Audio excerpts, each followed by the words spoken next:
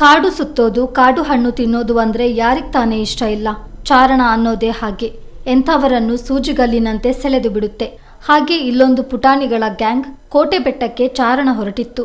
ಚಾರಣ ಹೊರಡುವವರಿಗೆ ಕೋಟೆ ಬೆಟ್ಟ ನಿಜಕ್ಕೂ ರೋಮಾಂಚನಕಾರಿ ಅನುಭವ ನೀಡುತ್ತದೆ. ಇದು ತಡಿಯಂಡಮೋಳ್ ಮತ್ತು ಬ್ರಹ್ಮಗಿರಿಯ ನಂತರ ಕೊಡಗಿನ 3ನೇ ಅತಿ ಎತ್ತರದ ಶಿಖರವಾಗಿದೆ.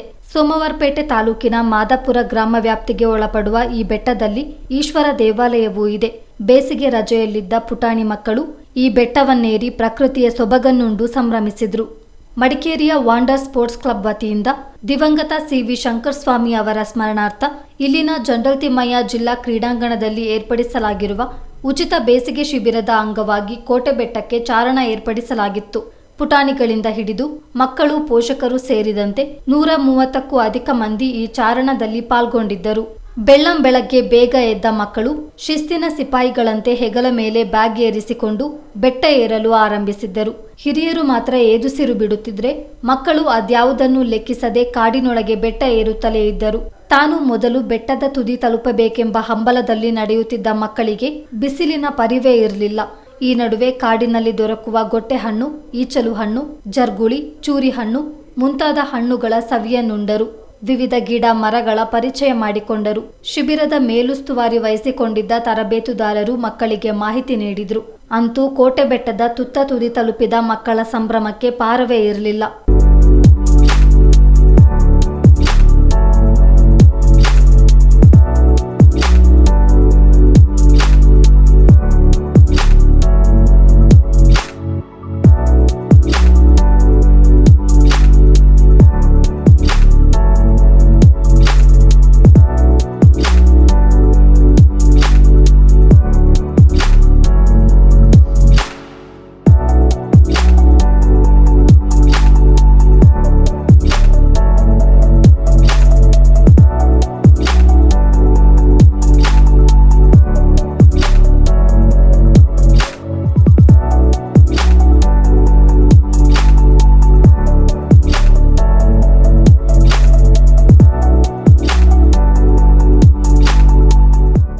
ಭಾಗವಹಿಸಿದ್ದ ಎಲ್ಲರಿಗೂ ಬೆಳಗಿನ ಉಪಹಾರ, ಮಧ್ಯಾಹ್ನದ ಊಟದ ವ್ಯವಸ್ಥೆ ಮಾಡಲಾಗಿತ್ತು.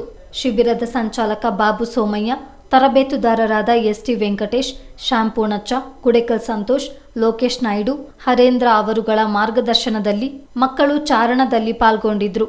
ಆರೋಹಣ ತಂಡದ ಕೆ.ಕೆ. ಮಹೇಶ್ ಕುಮಾರ್ ಕ್ಷೇತ್ರದ ಬಗ್ಗೆ ಮಕ್ಕಳಿಗೆ ತಿಳಿಸಿಕೊಟ್ಟರು.